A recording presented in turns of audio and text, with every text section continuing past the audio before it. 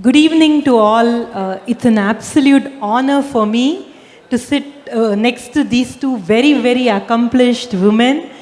And they need no introduction. In the interest of time, I would like to just directly get on to the session. The topic we have is how do we nurture and build women led startups? Now, when we talk about women led startups, we should, I think, start with what constraints that or what is blocking women from building more startups. So we want to start with that topic. There are various reasons, but the most important one, and this is something many startup founders say, is finding the money. Whether it is the credibility for the entrepreneur when she tries to present her case, pitch her case. There are many of them that they say, people, still give us the respect and hear us out, but they say politely, they say no.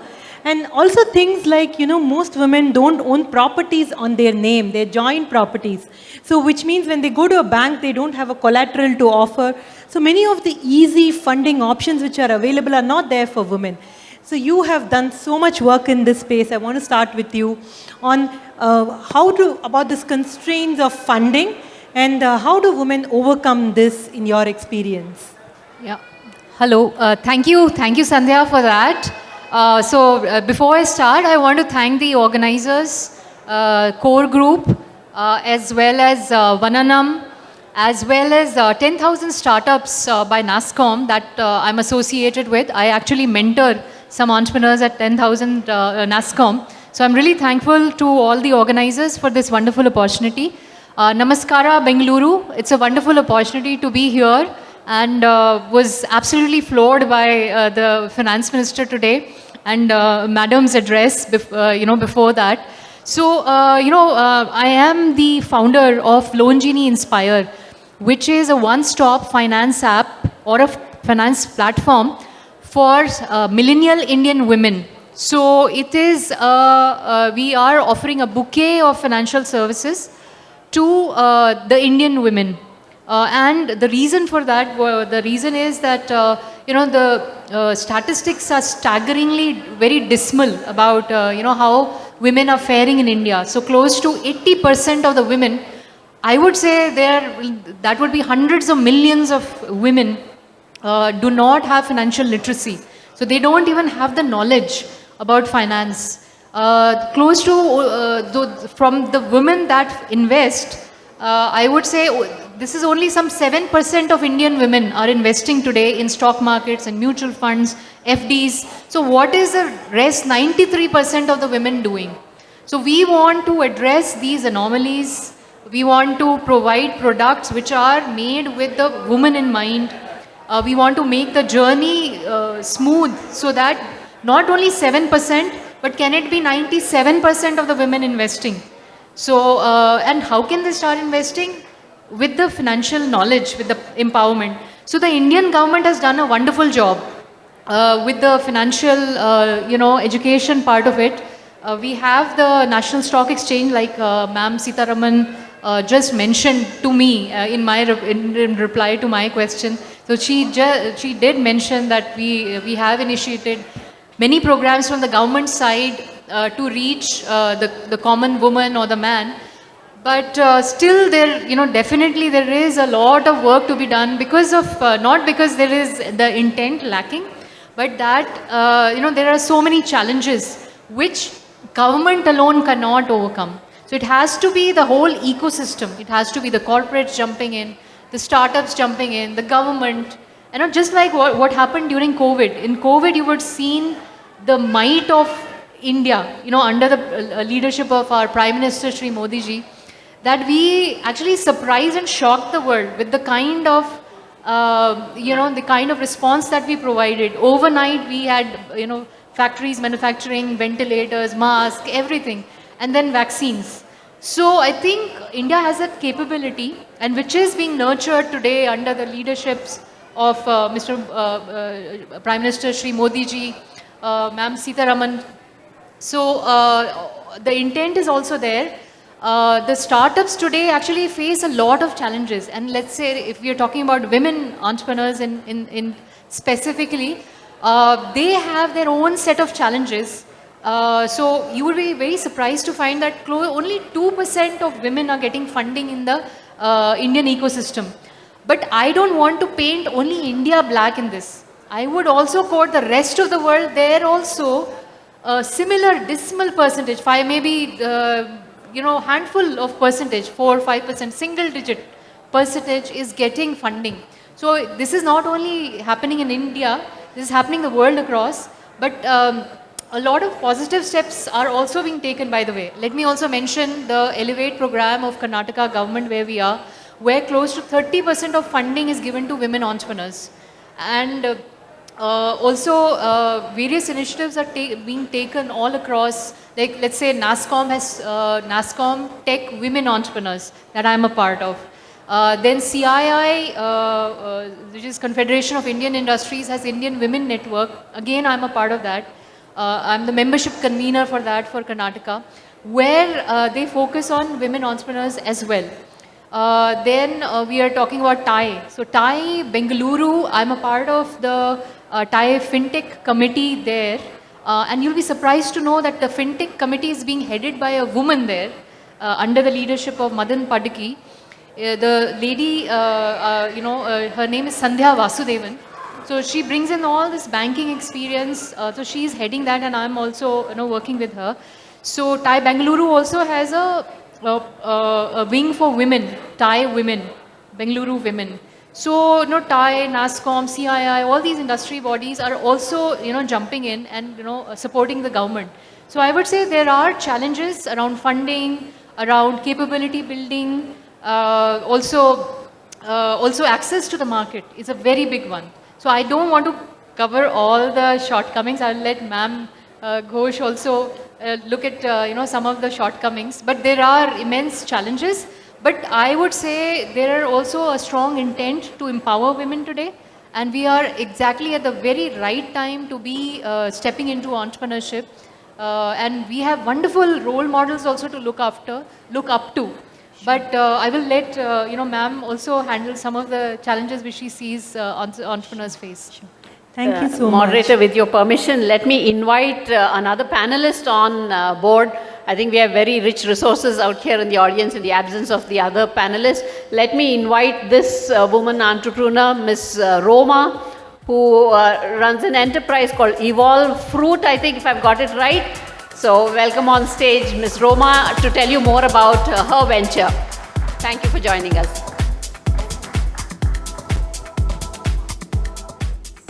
Hi. Welcome, Roma. It's nice to have you on stage. Thank you so much. And I'm really brave of you. We haven't even spoken before. Yeah, it's an impromptu thing now. Yes, yes, totally absolutely. extempo. Absolutely. Yes. So there is one women love to be heard, and they are seldom heard. We have that complaint that we are not heard. Some of us are feeling like that on the stage because all of you are having your own individual conversations. So may we request that we be heard, or you could have your conversations outside, because there's a lot of noise that is coming on to the stage, and it is surely distracting for the panelists. Thank you. So I want to move on to the next aspect, which is, we always many times externalize this aspect of women in entrepreneurship, and we're not getting funding, various aspects we spoke about. But many times it's also internal. We grow up in patriarchal societies, we're never used to taking decisions. So sometimes when the point where you have to take a decision, make a call, move forward, that courage or confidence is not there for women. And in addition to that, many times they battle several gender stereotypes. And sometimes it's not even gender stereotypes. People feel they don't get respected because they are short or their voice is sounding differently. So I want to hear your thoughts on some of these aspects and how you think women should deal with them.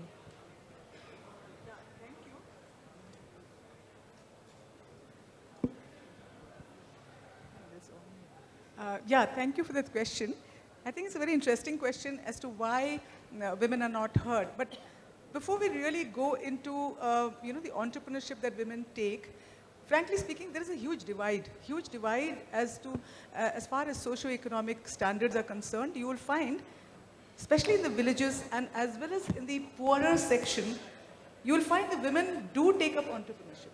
And you will hear many stories where probably the husband is a drunkard, or he does not, support the family, or is separated or widowed and so on. So it is the women who actually takes up certain jobs, okay, maybe making, dosa batter, or probably giving a small little shop or so on to bring up the family. So it is not true that the women do not really take up entrepreneurship. But I think what we are really looking at is a typical urban educated women. And that is where I think the biggest challenge comes. Because the moment women get educated, we look at jobs. And what kind of jobs? For the longest time, we were taking either teaching job or banking jobs. Because we get, there's a particular standard time, okay, and teaching will give you a lot of, me included, like why you will get summer vacation, winter vacation, and so on, so that you'll have enough time to nurture your family and look after, go back and cook for them, and so on. So you find that there's a lot of divide between the urban and the rural, one thing, especially the educated and the uneducated. Now, like coming to the urban educated women, for example, why do they not take up entrepreneurship so easily? I've known, and this has been my grouse, though I believe that women should be economically independent, and that is the biggest kind of thing that a woman can be empowered with. But I always feel, because I've been in years, I've been teaching in women's colleges. And I find that the women are so competitive as far as their marks are concerned, the degrees are concerned, PG is concerned, PhD is concerned. But you find in the end, they do not take up a job. They just don't take up a job. They even rather would go, they will, sacrifice all kinds of things to appear for CET and so on, take up an engineering course, go for the engineering, and so on. They do not. So I know a whole lot of people with engineering, medicine, okay, even CAs, and as well as the graduates and postgraduates, women who do not take up, a job. But they also probably have never thought of an entrepreneurship. In fact, if you really look at probably the way ecosystem is developing, the way things are, because somehow, not just men, women, even men, for a longer time, as I was talking earlier, that we have a mindset that, if it's a job, it's very prestigious.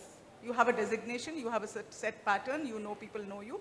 But if you are doing entrepreneurship, what are you doing? What is that? It doesn't have that kind of a prestige unless you're an Ambani or an Adani. Otherwise it doesn't matter at all. Why are you doing a small little thing? So I think our mindset has to change. One. Secondly, I feel women especially, there are two things which I have, we found and we've been talking about it. What are those two things that women really puts them that? Not that they do not have the capability, not that they do not have the education or the skill, but I think the personality which is lacking is that they are afraid of success. There's a fear of success. They do not want to be better than their men. Okay, so there's always a thing that they would always play a second fiddle. Though they are much better, but they would like to, because they want to keep the house balance well. Because if they start earning more, then probably the men will feel a little jittery, and then their whole family gets upset and so on. So many a times women take a back seat on purpose because of the fear of success. There's also a certain thing which we call the learned helplessness. There's something called that, they just, get ensconced into that space, a comfort zone, wherein they are afraid to even come out of that. So there's a kind of, they do not even look at where they could be helped, where they could reach out, how people can really give them some kind of a support. So they just get into that space which is not comfortable, but then they get so used to that particular space. So that is something called the learned helplessness, which even men face, but then we have found more among the women. And I think that is the reason why when we entrepreneurship, there is a mindset which needs to be changed. There should be some skills, not just in terms of, what kind of jobs that they can do, but I think the attitude change should take place. There should be some soft skills to be given. In fact, I remember when we were doing this, the hackathon, in a women's college, women's college, and there was a whole lot of, engineering students as well as degree students, and we did a one-day hackathon, and the women, it was actually supported by United Nations Development Program, of which I was a consultant. And I found the women were so enthusiastic to come out with that. They came out with such brilliant ideas as to what kind of entrepreneur they can take, where they can get the money from, how do they network with people, what they would do. So it is not that the women cannot do it, but the thing is that challenge is, will they take it to the next step and start it? And that is where I think a social support is required. That is where a family support is required. That is also where the women need to develop that confidence. And the kind of a socio-cultural environment that we live in, wherein women are supposed to be very, low-key, and that kind of suits our feminine perspective. So I think that is what we need to come out with. Sure. I think very, very valid points, and I really like the term learned helplessness. It sums it beautifully, the mindset. But I want... Learn to be helpless. Yeah. Yes. But I want to move to you, Roma. As an entrepreneur yourself, one of the challenges that women entrepreneurs normally face when they start setting up is finding the right team. There have been entrepreneurs who have said that when they go through interviews, there have been people who have asked them saying, how much time will you work in office? Those kind of questions. So there is a CEO of Zook, her name is Disha Singh. So she was saying that when she was asking artisans to come and work for her, and they were like, why would I want to work for a woman? And then when they saw her passion, then the whole thing built on. So how do you inspire people when you're starting up to come and work for you? So I come from manufacturing sector, so you can imagine there are not many women still. Like I actually work mostly in the factory, shop floors, and I understand that there is a gap, correct? Because they have always seen men doing that job. Yes, it takes that effort to build that trust and, that knowledge and that substance, because when you know what you are saying, eventually people understand. Even in office, when it comes to other functions, whether it's marketing, whether it's, we deal with food, so of course the R&D becomes very, very important. Initially, I still get emails which is, "Dear Sir." So that has not changed yet. But I know that when people start interacting with you and they understand that you know your substance, you know what you are saying, you actually have that in-depth knowledge, you know how to work in the shop floor or in the big office, they actually respect you. Because you are actually building the team or building the company with your employees. They're not building it for you. You are actually building it with them. And I think that's where I feel it has worked. I mean, touch wood, it has worked for me, how we deal with our team and how the team members deal with us. I think we have spoken about inclusiveness a lot. I guess when it comes to inclusiveness, it's not just the diversity side of it, but it's really that belonging.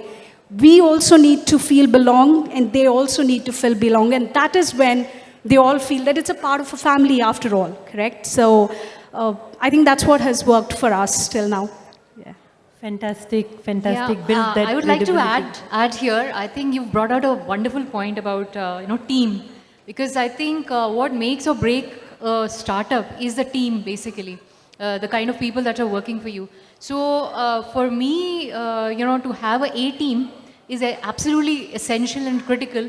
And that I also have observed in, while working on various projects or assignments. So this is my practical experience as well, wherein you had a brilliant set of people on one hand who were committed, who were ingenious. So I'm not only saying brilliant from, the marks that they got.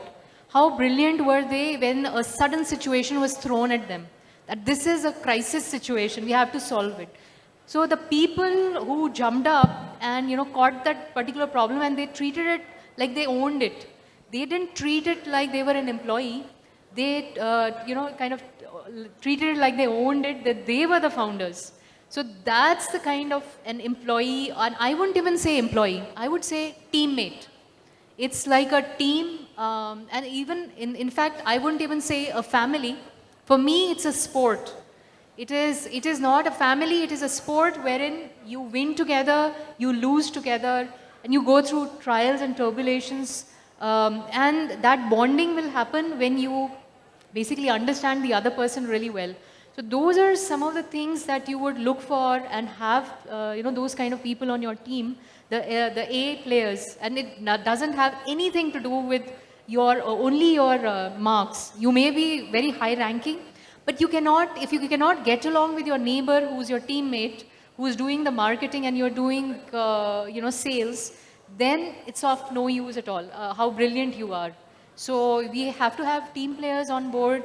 We have to have people who are capable of taking charge, who treat things like they are the projects or the clients like, it's their company. So those kind of people are definitely, precious for a founder and for a startup to succeed. I think the team is pretty critical. And I think one of the things which, which I have found, I've got some IIT interns working with me. And I think they got attracted also because I was able to tell them what's in it for me.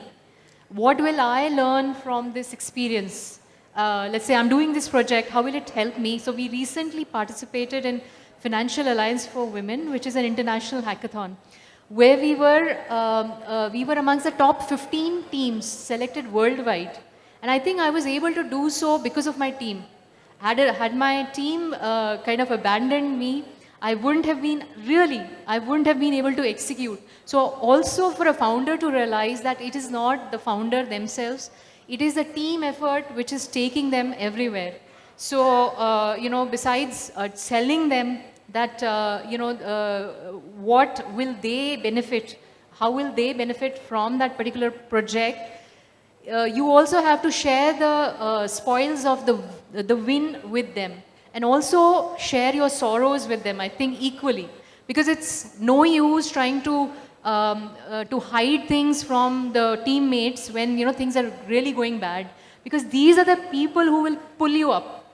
Because you're looking for help and you can go across to many people outside. But I guess if you share your problems and the concerns with your teammates and treat them not only as teammates when you're winning, but also when you're losing is when you'll get the support when you're losing. So it's very important to treat your team as a sort of you're playing a sport together, where the wins and losses will be part of the game, but you will go through them together. So that's my view on teammates. Fantastic. I just wanted to add a little bit on that. I totally agree that it should be a proper team effort.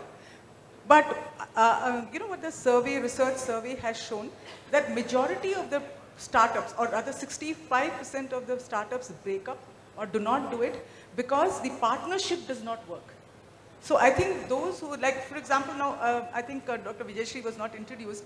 She's my partner in my Eudaimonic Center. We both started that, entrepreneurship almost 2015, quite some time back. Now we have an association of almost 40 years. And we started this. There is absolutely no ego hassle between the two of us. Whatever we do it together. We decide it together. So I think that integrity and that kind of a, we feeling is very, very important when you start. So whom you start with, because very often you find the entrepreneurship is started in a partnership. Either 3-4 people start together or 2 people start together. So how integrated that, what kind of a relationship that you really have. So not just the team, but also that particular partners, they need to work together to make it really work. Fantastic. Absolutely. I think we're almost near the hour, so I will take one last question with each of you. Maybe I'll start with you, Roma. When you start up as you start up and you built up your team. Now, what do you think Indian founders are contributing back, women founders?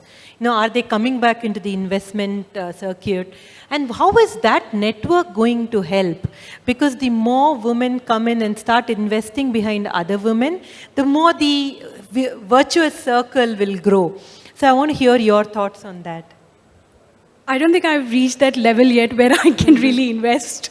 But when it comes to contribution, I think it's also the society, the kind of society you build. Again, I'm going back to the team, but what you actually, what they actually look up, when they look up to you, what is that they are actually going back home with?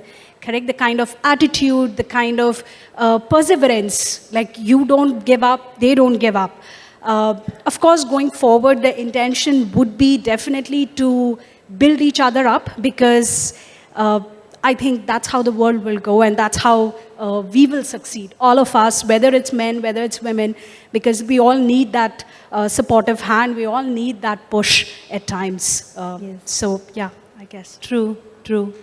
So I want to come to you, ma'am. You have so many people here in the audience, mostly men I see. What role do you think each of them can play in developing women entrepreneurship in the country? All of them are ambassadors. I'm hoping that all of them, the fact that they're sitting here and listening to us, that they want to meaningfully contribute to this agenda. So what request do you have for them? So I would always believe that, see, women empowerment cannot really exist in isolation, definitely not. So whatever, the empowered we are, like however little empowered we are, there is a huge contribution of our fathers, brothers, husbands, colleagues, and so on, So it is definitely that ecosystem was created around us, and they were so supportive, and I think men need to really look at that. And what I feel is that the society is definitely changing, and changing for the better as far as women's empowerment is concerned. There are incidents which are happening here and there, and each one of us develop at different paces. Some of us develop a little faster, some of us develop a little later. So, but I think every one of us, everyone, I'm sure here as well as outside, the men also would like to, support that the women come, because women's empowerment will actually empower them also. I know, for example, I'm sure all of you would agree, because we take certain decisions, or we are able to manage certain things, men actually relax and take a back seat. What my mother would have not ever been able to go to a bank or do certain jobs, I am able to do it, and so my husband is more relaxed. So I'm sure that benefits. So women's empowerment not only benefits the ecosystem, it benefits the family because of double income, and the whole system in fact changes. So I'm sure men are also very much interested towards doing that, and they are also almost taking steps along with us. And we need them. We definitely need them. It cannot really be, women's empowerment cannot be only a women's issue at all. So any kind of a feminist movement that we talk about, it is not just the women. It is the men also. It is the human rights or the human empowerment, right? So I think, I'm sure all of them would agree to that. We need that support. Absolutely, absolutely. Yes. So the last question for you, Kanchan. What do you think has to be done more in capability building for women? I think this question we asked, as you asked with the Honorable Finance Minister, but from your point of view, what more has to be done for making women step up in their entrepreneurial journey from a capability building point of view? Right. Yeah, thank you for that. I think that's a wonderful question, Sandhya. Like I mentioned, a lot has been already being done. A lot of attention is being paid to women entrepreneurs. We have at national, the Niti Aayog has the women's cell for women entrepreneurs. There are many policies which have come up as well in multiple states, including the state of Karnataka. We have, IPOs of, let's say, Nykaa. Falguni ma'am is there. So, she has taken her particular startup to IPO. She is a unicorn founder today. So there are many role models today. So I would say in terms of capability building, and I personally have benefited from the capability building which has been provided by the Indian government. I have been a part of AIC Banasthali or Aspiring program, which is also sponsored by or supported by the US Embassy. So, personally, I can vouch for such capability building programs which actually give you the knowledge, they put you in touch with mentors, they help you network with other entrepreneurs which are there, and they also give you, I think, opportunities wherein investors can invest in you. So many programs are there where at the end of the program, investors are invited for a demo day and they can watch you, pitch your particular product and maybe even invest in you. So in terms of capability building, a lot is being done. But still, I would say if we can have, especially because this mostly I'm talking of from a metro point of view, from a big city like Bangalore. But I would love for more and more such programs to be held in tier 2, tier 3 towns as well. Because that is one area I think our sisters in these towns and cities are, not really getting access. So also, I would say if you start right at the top, if you can start with the policies which are more women friendly, and how can you get those women friendly policies is to involve women entrepreneurs in them. So at the policy making decision level, if you can have the stakeholders, which are women entrepreneurs, also participate, I'm sure they are participating, but maybe get women from, let's say, tier 2, tier 3 towns to somehow provide their inputs to the topmost level. So that, what I'm also trying to share with you is, I'm sure it is being done, but I think more focus on this particular element could, lend strength to the way women entrepreneurs are operating in tier 2, tier 3 towns. Sure. And also if you're talking about even, let's say, the male stakeholders in the ecosystem. So we are talking about the investors. So can we have more women investors, on board at the venture capital firms? Can we have them on, on the panels of the government organizations? So because it's very important for empathy to come in. Sure. So of course men also have empathy, but the way a woman entrepreneur or an investor will be able to understand another woman is a different level altogether. It's like saying, I can understand a man. I, being Kanchan Dwivedi, can understand a man very well. I simply can't. Because, we come from very different upbringings. It's not that, I was brought up in a special way. I was brought up like a normal kid. My parents have taught me, my father taught me how to ride a motorbike, taught me how to ride a horse, taught me how to ride the Maruti 800, that kind of ages me. But it's not like we were brought up in an atmosphere, we were brought up in a very healthy atmosphere, but then societal, there are many pockets of society that you live in. So you may be living in one pocket which is very open-minded, but then you have to deal with other pockets also throughout your life, which are not so maybe so progressive as your particular pocket. So those are some of the challenges a women typically faces. So it's not like in India it's a dismal situation. A lot of women are provided a lot of support, but then there are other times when she faces challenges when she goes across to, this 70% or, 60% of the population who are not so progressive, who don't have these ideas about women empowerment. So that's one thing that we can look at. Sure, fantastic. See, I am a finance person, so I have to end with numbers. Take the widest criteria, including SMBs, etc. Female founders are only 14% of the Indian startup ecosystem. Only 5% of women choose this as a career choice. Other aside, companies, women founders, which have women founders, have had 35% higher return on investment and have employed 2.5 times more women. And according to a research, if there are more women who come into entrepreneurship, India can add $1 trillion of our 5 trillion, 1 trillion can come from there to our GDP. Globally, we can add $12 trillion. That's the kind of number.